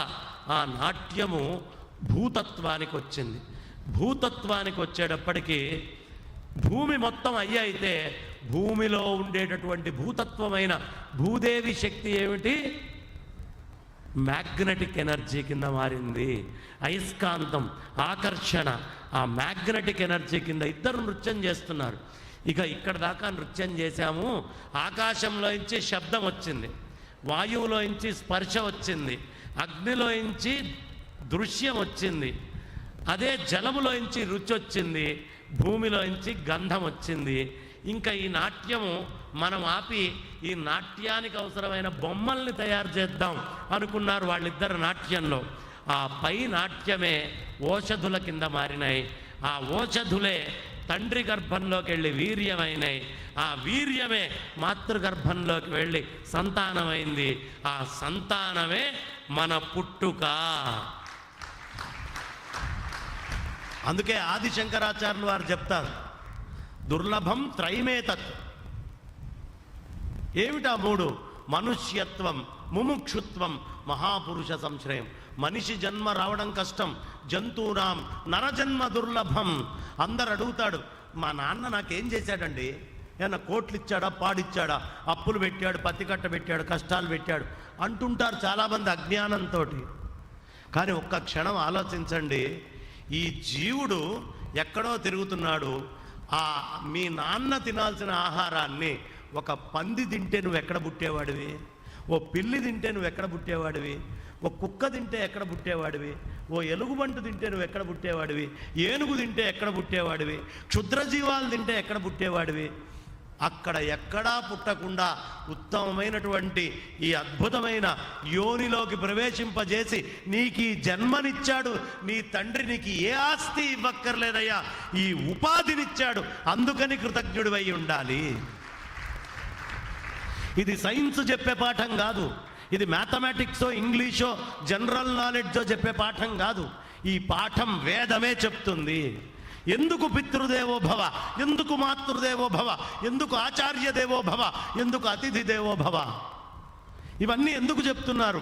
ఆచార్య దేవో భవ అని ఎందుకన్నారండి అంటే, నీ తల్లికి నీ తండ్రికి పెళ్లి చేయించిందో బ్రాహ్మణేనా? ఈ ఇద్దరిని ఆయన ఒకటి చేశాడు కాబట్టేగా నువ్వు పుట్టింది. మాతృదేవో భవ, పితృదేవో భవ, ఆచార్య దేవో భవ. నీ తల్లిదండ్రులకి వివాహం చేసిన వాడు ఆచార్యుడు, నీ తండ్రికి ఉపనయనం చేసిన వాడు ఆచార్యుడు, ఈ సంస్కారం నీ ఇంట్లో నిలబెట్టినటువంటి వాడు ఆచార్యుడు, ఈ ఋషి వాక్యాలని మనందరి లోపల దాచిపెట్టినటువంటి వాడు ఆచార్యుడు. అందుకనే ఆచార్య దేవో భవ. బ్రాహ్మడే కాదు, భూతదయ కావాలన్నారు. నీ ఇంటికి ఏ జీవి వచ్చినా అతిథే, అది అంత అన్నం తిందంటే అదృష్టమే. అతిథి దేవో భవ. ఎందుకు అతిథి దేవో భవ అన్నారు? ఆ అతిథిని ఇంటికి వచ్చి తిని పుణ్యం నీకు ఇచ్చాడు కాబట్టి ఇవాళ నీకు మానవ జన్మ వచ్చింది.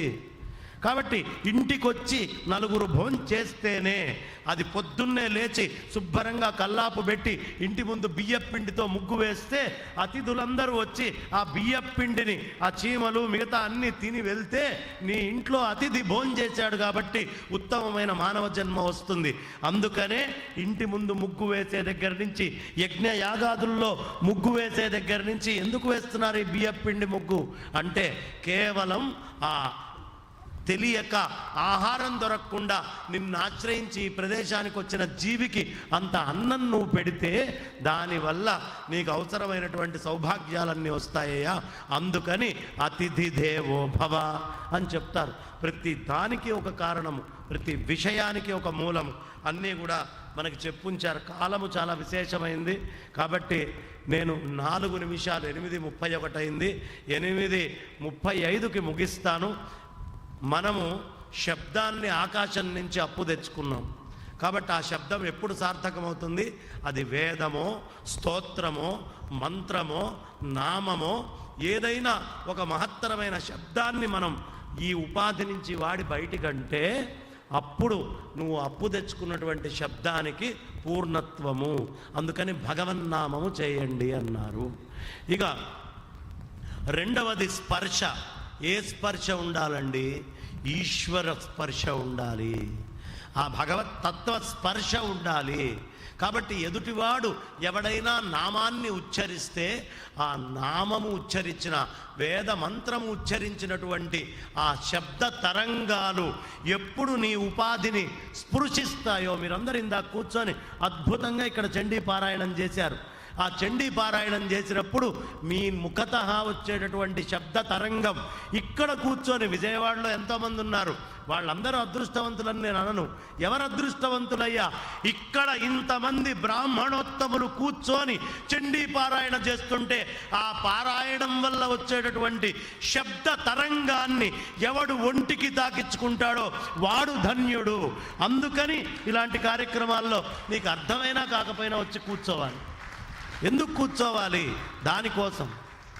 ఆ శబ్ద తరంగం మనల్ని వీచాలి, తాకాలి.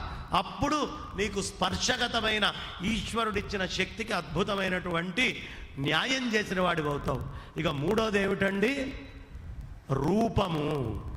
రూపం అంటే ఏదో నేను ఆ అమ్మాయిని చూసా, ఈ అబ్బాయిని చూసా, ఈ పక్కింటి వాళ్ళని చూసా, వాడు అందంగా ఉన్నాడు, ఈ సినిమా హీరో అందంగా ఉన్నాడు, ఈ హీరోయిన్ అందంగా ఉంది, ఇది చూస్తే నువ్వేమి రూపరుణం తీర్చుకోవట్లా. ఏ ప్రదేశమునందు అగ్నిహోత్రము జాజ్వల్యమానంగా వెలుగుతూ ఉంటుందో, ఏ ప్రదేశములో అగ్నిహోత్రమునందు బ్రాహ్మణులందరూ కూర్చొని ఆ చండీ రూపాన్ని చక్కగా చిదగ్నికుండ సంభూత దేవకార్య సముద్యత అని బ్రహ్మాండంగా అగ్నిహోత్రాన్ని పైకి తీసుకొచ్చి చూపిస్తారో, ఆ ప్రదేశంలో ఉండేటటువంటి అగ్నులని ఎవడు చూస్తాడో వాడు నిజమైనటువంటి రూప న్యాయం చేసిన వాడవుతాడు. అందుకనే అగ్నిహోత్రాలని అర్చించండి అయ్యా, అగ్నులుండాలి అని చెప్పారు. ఇక దానికి పేరేమిటండి? ఈ భువనం మొత్తానికి నాభి లాంటిది అని చెప్తారు. బొడ్డు ప్రదేశం. ఈ పుట్టుకకి కారణం ఏమిటండి? మనం బొడ్డే. మా తల్లి యొక్క బొడ్డు, నీ బొడ్డు రెండు కలిసి వచ్చావు. అందుకనే తిట్టేటప్పుడు గారు అరే బడ్డు అంటారు.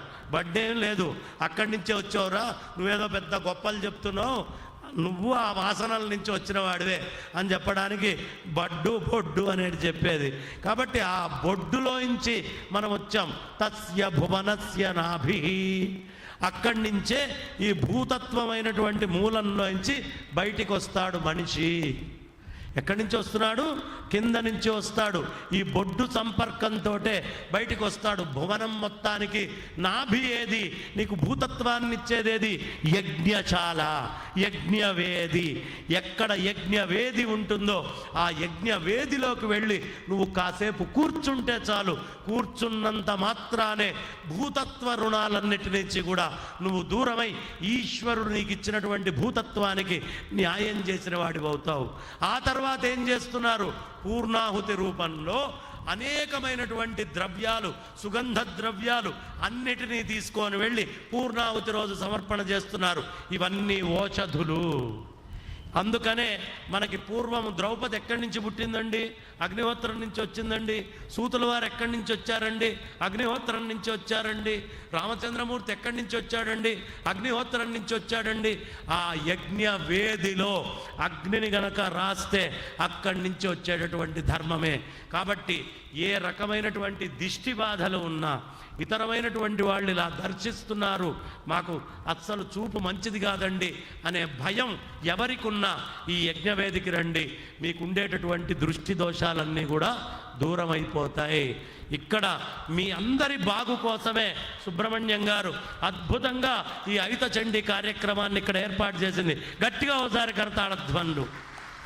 ఇప్పుడు నేను చెప్పే ప్రతి బిట్టు దయ ఉంచి మీరందరూ మీ స్టేటస్ల్లో వాట్సాప్ల్లో పెట్టి ఫార్వర్డ్ చేయండి. తెలియాలి, వైదిక ధర్మ మహాత్మ్యం అందరికీ తెలియాలి. అప్పుడే కదా వేద పండితుడికి ఉండే గౌరవం ఏమిటి అనేది సమాజంలో తెలిసేది. కాబట్టి మన ధర్మాన్ని కాపాడుకునే విషయానికి వస్తే మనలో పరపక్షాలు భేదాలు ఉండకూడదు. ప్రతి ఒక్కళ్ళు మీరు మాట్లాడి వీడియోలో ఈ యాగానికి రండి, అందరికీ ఇదే ఆహ్వానమని మీ పరిచయాల్లో ఉన్న అందరికీ కూడా యజమానులు వీళ్ళ వాళ్ళ అని పెట్టుకోవద్దు, అందరినీ ఆహ్వానం చేద్దాం. ఈ ధర్మం ఎప్పుడు బాగుంటుంది? అందరూ ఇక్కడికి వస్తే. ఇవాళ సుబ్రహ్మణ్యం గారు చేశారు, రేపు మనం యాగం చేసిన సుబ్రహ్మణ్యం గారైనా మనందరం ఒకళ్ళం ఒకటై ఈ విధంగా సహకరించుకుంటూ కార్యక్రమాన్ని ముందరికి తీసుకెళ్ళాలి. కాబట్టి నేను కోరుకుండేది ఒకటే అందరినీ, అయ్యా ఈ యజ్ఞం దిగ్విజయంగా ఒక చీమ మాత్రం పాత్ర పోషించండి. అందరూ చీమ చేసే పని చేయండి. చీమ ఏం చేస్తుందండి? చీమ మెల్లిగా మామిడి చెట్టు ఎక్కుతుంది, మామిడి పండులోకి వెళ్తుంది, మామిడి పండు రుచి చూస్తుంది. చూసి ఆ చీమ అక్కడే ఉండిపోతుందా అండి? ఉండదు. అది మళ్ళీ కిందకు వచ్చి అనేకమైన చీమల్ని తీసుకొని వెళ్ళి వాటన్నిటితో కలిసి ఆ మధుర పదార్థాన్ని ఆస్వాదిస్తుంది. మనం కూడా మన కుటుంబాల్లో, మన బంధువుల్లో, మన వాళ్ళందరికీ కూడా ఇక్కడ చేయబడుతున్నటువంటి ఈ చండీ శక్తి అందాలి అనే ఉద్దేశంతో ఒక్కొక్కళ్ళం ఒక 10 మందినో, 4గురినో, 5గురినో శక్తి కొలది ఆహ్వానం చేసి అందరూ ఈ యజ్ఞవేదికకు వచ్చి ఈ ఫలాన్ని అందరూ కూడా పొందేటటువంటి ఏర్పాటు చేద్దామని వినమ్రపూర్వకంగా నమస్కారం చేస్తూ ప్రార్థన చేస్తున్నాం మీ అందరినీ. ఈ యజ్ఞము ఈ వారాహి సమయంలో, అందుకనే యజ్ఞవేదికి బలం ఎక్కువ ఉంటుందండి. వారాహి తత్వంతో కూడినటువంటి సమయంలో చేస్తున్నాం. అగ్నిహోత్రుడు ఒకటే పని చేస్తాడు. సాకారంతో 2 భూతాలు ఉంటాయి. ఇప్పుడు చెప్పిన పంచభూతాల్లో జలము, భూమి ఈ 2 కనిపిస్తాయి. అగ్నిహోత్రుడికి పైన 2 భూతాలు ఉన్నాయి. అవేమేమిటి? వాయువు, ఆకాశము. ఈ 2 కనిపించవు. కనిపించినటువంటి భూతాల్లో దేవతలు ఉన్నారు. కనిపించేటటువంటి భూతాలు మనుష్యులకి అన్ని విధాలా యోగ్యంగా ఉన్నాయి. కనిపించే వాటిల్ని అగ్నిహోత్రంలో వేస్తే కనిపించకుండా మాయం చేస్తాడు. కనిపించకుండా మాయమైనటువంటి దేవతాశక్తుల్ని అగ్నిహోత్రుడి ద్వారా భూమి మీదకి వచ్చి మనకంతా సస్యం అవుతుంది. కాబట్టి భూమి సస్యంగా ఉండాలి అంటే ఇలాంటి యాగాలు జరుగుతూ ఉండాలి, ప్రోత్సహిస్తూ ఉండాలి. మనం ఎవ్వరికి శక్తి ఉన్నంత ధనము ఇలాంటి సత్కార్యక్రమాలు జరుగుతున్నప్పుడు మనం ఇస్తూ ఉండాలి. ఎందుకు ఇవ్వాలి? భూమి నాది అనినా భూమి పక్కున నవ్వు. ఎవడైనా ఈ భూమి నాది నాది నాది అని ఏడుస్తూ ఉంటే వాడిని చూసి భూమి నవ్వుతుందట. అరే వెధవా, నిన్న నాదని వాడన్నాడు రా, మొన్న నాదని వాడన్నాడు రా, అవతల మొన్న నాదని వాడన్నాడు రా, ఇవాళ నాదని నువ్వు అంటున్నావు, రేపు నాదనేవాడు సిద్ధంగా ఉన్నాడు రా. నేను మీ ఎవ్వరికీ చెందిన వాడిని కాదు, వైకుంఠంలో ఉన్న శ్రీమన్నారాయణుడికి చెందినటువంటి దాన్ని అని ఆ తల్లి నవ్వుతుందట. భూమి నాది అనిన భూమి పక్కున నవ్వు, దానహీనుని చూచి ధనము నవ్వు. జేబులో డబ్బు పెట్టుకుంటాడు, 2000 నోటు, బాగా ఫోన్పేల్లో, వాట్సాపుల్లో, మన గూగుల్ పేలలో డబ్బులు పెట్టుకుంటాడు. ఎప్పటికప్పుడు చూసుకుంటూ ఉంటాడు బ్యాలెన్స్ ఎంతుంది అని. ఆ చూసుకొని ఎవడు నాది నాది అనుకొని లోపల దాచిపెట్టుకుంటాడో వాడిని చూసి డబ్బు నవ్వుతుందట. అరే నిన్న ఒకటి అకౌంట్లో ఉన్నాను రా, ఇవాళ నీ దగ్గరకు వచ్చాను, నీ దగ్గర కూడా ఉండను, నేను పక్కకి వెళ్ళిపోతాను, నా పేరే చెంచల, నేను ఇక్కడ ఉన్నప్పుడే ధర్మ కార్యక్రమాల్ని ఆచరించు. నీ దగ్గర ఉన్న ధనంలో నువ్వు నీ కుటుంబానికి వాడుకొని ధర్మానికి తీయాల్సినటువంటి డబ్బులు ఎప్పుడూ తీసి పక్కన పెట్టాలి అని ఎవడైతే భూమి నాది అని నా భూమి పక్కున నవ్వు, దానహీనుని చూచి ధనము నవ్వు, కథన భీతుని చూచి మృత్యువు నవ్వురా. అంత పెద్ద యుద్ధము, అదేం పెద్ద యజ్ఞమా అంటారు. ఇది అయుత చండీ యజ్ఞము, మామూలుది కాదు. అంత పెద్ద యజ్ఞం ఆయన పెట్టుకున్నారు. యుద్ధంలోకి ఆయన దిగినప్పుడు మనమందరం అమ్మో మనం ఆయన పెట్టే 10 కోట్ల ఖర్చు మనం ఎక్కడి నుంచి తెస్తాం, మందేదో మనం చూసుకుందాం వెళ్ళిపోదాం అని అనుకోకూడదు. కథనంలో ఆయన దిగినప్పుడు భయపడకుండా, మన దగ్గర డబ్బు ఉండకపోవచ్చు, ఇంకో డబ్బు ఉన్నవాడు ఉంటాడు, ఇంకో ఆర్థిక సంపత్తి ఉన్నవాడు ఉంటాడు. వాడికి చెప్పి నాయన సత్కార్యక్రమం అయ్యా, 1 కిలో నెయ్యి ఇచ్చుకో, 1 కిలో బియ్యం పంపించు, 1 బస్తా పంపించు, సత్కార్యక్రమం అవుతుంది అని చెప్పాలట. అలా చెప్పకపోతే వాడిని చూసి కాలుడు నవ్వుతాడట. ఓరి నువ్వేం శాశ్వతంగా భూమి మీద ఉంటావు అనుకున్నావారా? ధర్మం జరిగేటప్పుడు ధార్మిక కార్యక్రమంలో రూపాయి ఖర్చు పెట్టు. దానహీనుని చూచి ధనము నవ్వు, కథన భీతుని చూచి కాలుండు నవ్వురా. కాబట్టి ఎప్పుడు ఇలాంటి వాటిల్లో వెనకడుగు వేయకూడదు. మన వంతు కృషి మనం చెయ్యాలి. చక్కగా ఈ జరుగుతున్నటువంటి ఈ వారాహి నవరాత్రి పురస్కృతంగా జరుగుతున్న అయుత చండీ మహాయాగంలో రుద్రహోమాలు అన్నీ కూడా జరుగుతూ ఉన్నాయి.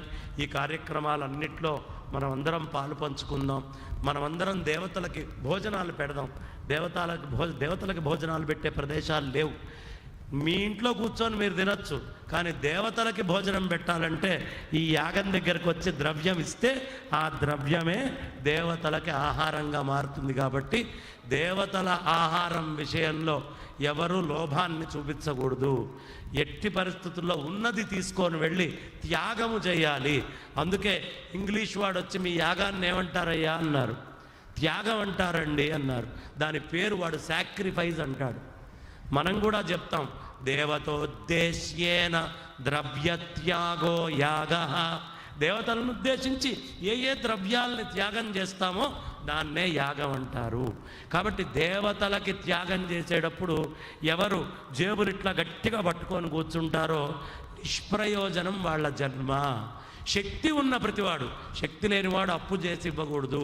శక్తి ఉన్న ప్రతివాడు శక్తి కొలది జరిగేటటువంటి యాగానికి సహకరించాలి అని చెబుతూ ఇంతటి మహత్కార్యక్రమంలో నన్ను పాత్రధారుణ్ణి చేసినందుకు నేను ప్రప్రథమంగా శృంగగిరి ఉభయ జగద్గురువులకి సాష్టాంగ ప్రణామం చేసుకుంటూ, ఇక్కడ ఉన్నటువంటి మా దండిభట్ల సుబ్రహ్మణ్యం గారైతేనేమిటి, ఇక్కడ ఉండేటువంటి వేద పండితులు బ్రాహ్మణోత్తములు అందరికీ శిరస్సు ఉంచి సాష్టాంగ ప్రణామాలు చేస్తూ నా వాణికి విరామాన్ని ఇస్తున్నాను. స్వస్తి. పరిపాలయంతాం న్యాజ్యేన మార్గేణ మహిమహీషాః. గోబ్రాహ్మణేభ్యః శుభమస్తు నిత్యం. లోకాః సమస్తాః సుఖినో భవంతు. కాలే వర్షతు పర్జన్య పృథివీ సస్యశాలినీ దేశోయం క్షోభరహితో. సుప్రసిద్ధ హిందూ ఆధ్యాత్మికవేత్త, పండితులు, ప్రవచన చక్రవర్తి, భారతీయ తీర్థ పురస్కార గ్రహీత, అద్వైత సిద్ధాంత మరియు ధర్మ సందేహాలపై ఆయన ఇచ్చేటువంటి విశ్లేషణ మహా అద్భుతం. ఆంధ్ర విశ్వవిద్యాలయం అవార్డు అందుకున్నటువంటి, అలాగే ప్రముఖ పండితులు సామవేదం షణ్ముఖ శర్మ గారిచే ధర్మయోధుడు అనేటువంటి బిరుదును పొందినటువంటి సుప్రసిద్ధ ప్రవచనకర్తలు బ్రహ్మశ్రీ శ్రీనివాస బంగారయ్య శర్మ గారికి మా ఈ యొక్క కనకదుర్గ వైదిక ప్రవర్తక వ్యాసపీఠం ట్రస్ట్ నుంచి మా యొక్క చిన్న చిరు సత్కార కానుక.